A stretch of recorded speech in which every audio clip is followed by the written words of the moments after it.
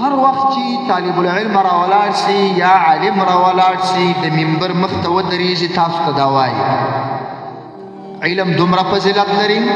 علم دومره ثواب لري، په علم کې یوه شپه تېرول دومره ګټې لري، یوه مسله زده کول دومره ثواب لري، دومره لري. ستاسو ټول فکر دې خواته راوښتی دی که په دنیا کې وم زه به یم او واقعي هم دا ده که په دنیا کې د رب العالمین ولایت د یو چا ته پیدا کېدی طالب ته به پیدا وي. ولې وخت د الله په خاطر، عمر د الله په خاطر مصرفول، د یو چا سره ناسته ولاړه د الله په خاطر، د یو چا چې دا شعار وګرځېدی دا خو د علماو د مفسرینو د بزرګانو نظر دی دا ولی الله دی. خو دا لحاظ ورته وساته سره کم چې غواړې ځان عالم جوړ کړې 100 کتاب زده کړه، 100 کتابه لږ بولې که ډېر، په 100 فنونه کې یې زده کړه،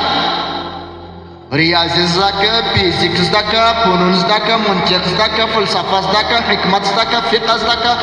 نحو زده کړه، صرف زده کړه، معانی زده کړه، بلاغت زده کړه، بدیع زده کړه. دا ځان ته مسلې دي ښه،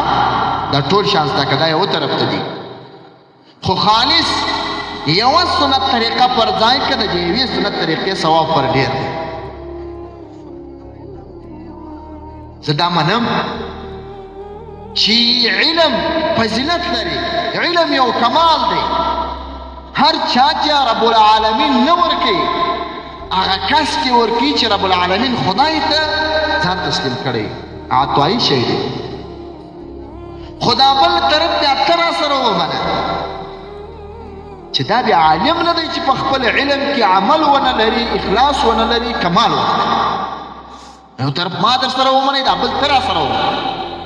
خالص په معلوماتو باندې سړی عالم جوړېدلی سي نه. دا شیطان چې موږ ورباندې لعنت وایو او دا د رب د درباره څخه چې رجیم او ترټه سوی راغلی دی دا امیو دې معلومات نه درلودله، نه درلودله، امی نه و، په ژبه پوه سړی و، عالم و، خو په دې خپل علم کې یې اخلاص نه و، په دې خپل علم کې یې کمال نه و. کله چې د علم څخه اخلاص ولاړی، کمال ولاړی، د انسان دا تګ د انسان لاره پر باطل روانو سو. کله چې انسان پر باطل روان سو بیا د خیر غم مه کوه. شیطان څخه چې د خیر لار ولاړل د حسد ښکار سو، د نفس ښکار سو، وجه دا اخلاص نه و پکې. طالبه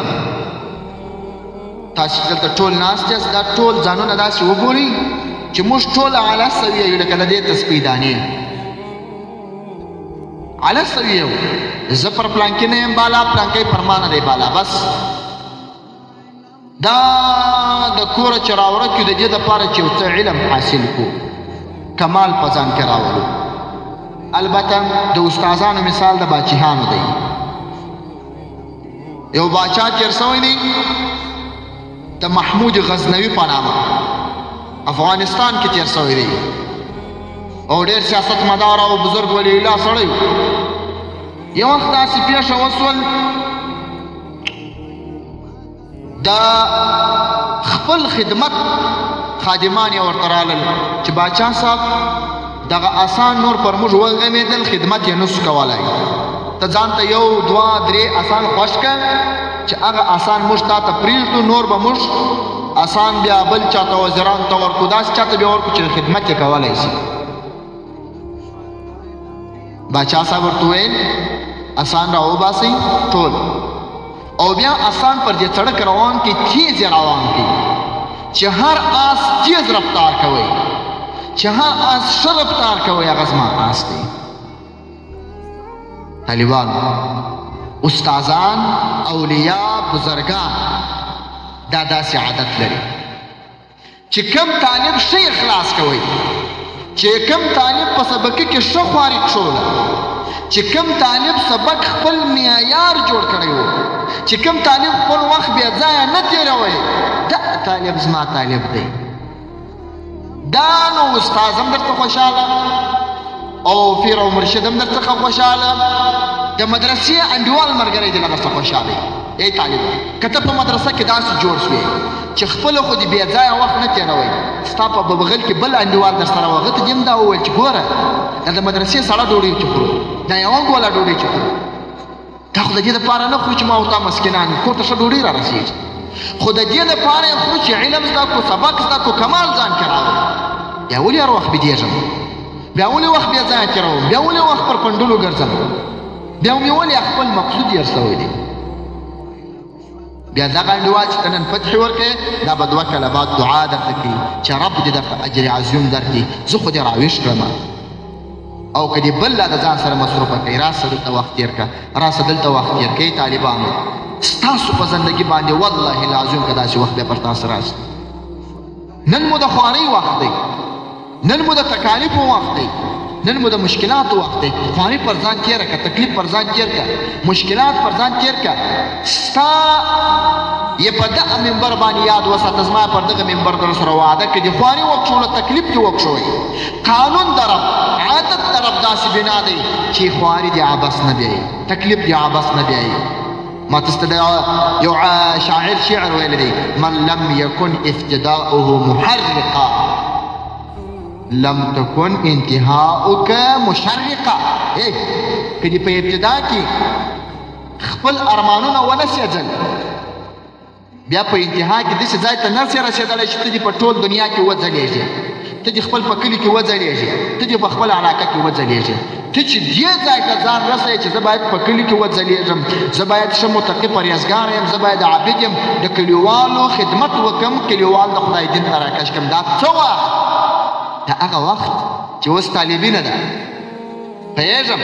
کور مې یادېږي پوهېږم انډیوال مې یادېږي پوهېږم ښه ډوډۍ ته مې زړه کېږي پوهېږم چې پر ښه وسایل باندې ګرځېدلو ته مې زړه کېږي خو دا ټول قربان دا ټول په اور سوده سوي نیکه وم ولې د خدای دین ته خدمت کوم کتاب مې مخکې ته نیولی کتاب وایم کتاب زده کوم اوس مې دا ځای پسې نیولی دا رسۍ ټینګه ونیسه چې دا بیا تا کوم ځای ته رسوي دا دې هغه ځای ته رسوي بیا به داسې وخت پر تا راسي ډوډۍ به دې بل ورکوي مصرف به دې بل ورکوي ښه وسایل کې به دې بل ګرځوي فخر به لا اضافه در باندې کوي چې دا هغه عالم زما د سترګو تور دی او که دې دا رسۍ د لاسه خطا سوه او د دې رسۍ څخه دې منګولې وختلې بیا به جهالت پتا کی غباوت به پتا کی او کلی وطن د دې پر ځای چې ته ورته خدمت وکړې بې خدمتۍ ته به دې راکش کړي زما عاجزانو کوشش وکړي په علم کې ځان کمال ته ورسوي ان العلم يجعل العبيد ملوكا وان الجهل يجعل الملوك عبيدا علم مریی سړی هغه باچا ګرځي یو سړی مریی هیڅ کمال نه لري نه پلار پیسې لري نه ورور پیسې لري نه په کلیو وطن کې په خانانو مشهوري خانست یو غریب بزګر سړی زوی او چې کړي علم ته توجه کړي علم خپل شعار ګرځولې د علم دپاره یې بدخابي ګاللي وخت یې تېر کړی د استادانو خوشکې یې ګاللي د استادانو خدمت یې کړی هر څه یې کړي هغه سړی چې د بزګر زوی اوس راولانېږي د منبر مخې ته د ټول وطن خانان ورته ناستې دی بیان کوي د ټول وطن عالمان ورته ناستې دی بیان کوي د ټول وطن خلک ورته متوجه دا څومره عالم جوړ سو او هغه ورباندې فخر کوي هغه ورته وایي الله پاک دې خیر ورکړي دا خو د بزګر زوی خپل په کار پوه علم ته توجه سو مقصد مې دا دی طالبانو که د ځانه باچهان جوړوي علم ته توجه من يكن طلب الدنيا فعليك بالعلم ومن يكن طلب الآخرة فعليك بالعلم كعلم كدا دنیا غواړي کاغه دنیا غواړي علم ته توجه کوي تاسو فکر وکړئ یو وخت دا وخت پر موږ راغی موږ په یو مدرسه کې اوسېدلو موږ د سهار نارې نه درلود په موږ باندې به خلکو خپل پسخند وایي موږ به په مدرسه کې طالبانو به راباندې پسخند وایي ولې موږ مشران خلک وو ژر مو تقریبا راغلي وي یو زه وم یو د بشیر احمد اخون ورور سره و مفتي صاحب مفتي مولوي خان مات صاحب خلکو به را باندې پسخاند وی ول دا څه کي د ده اوس سرپمیر او سرپبایي په لاس کې ده دا با د دې غواړي چې ملا سي دا څه کوي ما ته یې ویله ول د یو خان سړي ملایي ونیسه نو به دې په نسم ساتي او دا خپل ډرې را باندې ولي خو هغه وخت دی چې په هغه ورځ مې هم دا ویلو چې پروردګاره چې ستا خاطر نسي دا علم هم نه کوو چې ستا رضا نسي د دې استاد خدمت هم نه کوو او چې ستا رضا نسي د دې خلکو پسخند هم پر ځان نه وړم خو د رب ابتلا دی امتحان دی اوس په موږ هم را روان دی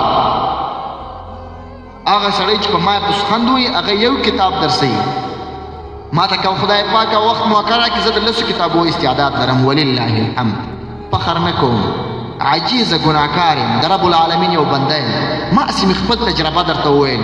که دې پسخند د رب په خاطر د علم په خاطر پر ځان ویوئ بدخوابي دې د علم په خاطر پر ځان ویوړه یو ځای ته والله العظیم ورسېږي نن هغه ځای ته موږ راغلي یو ګوره یو وخت موږ په یوازې رب پسې ورکېدلو نن زموږ خدمت نور خلک کوي موږ تیار سرخان ته راسو هلته چې اوس موږ یو تیار سرخان ته راسو نه د پخولو درک لرو نه د ښه درک لرو نه د بد درک لرو وګورو چې سمه نه په خړې خوش کله اضافه ورته کوو هلکه دا کتر سم وتاک زموږ د خپله جارو کېږي موږ د جارو درک نه لرو موږ ته فلټر اوبه را روان د دې شان درک نه لرو بس خانان یو راسو کښېنو ولاړ شو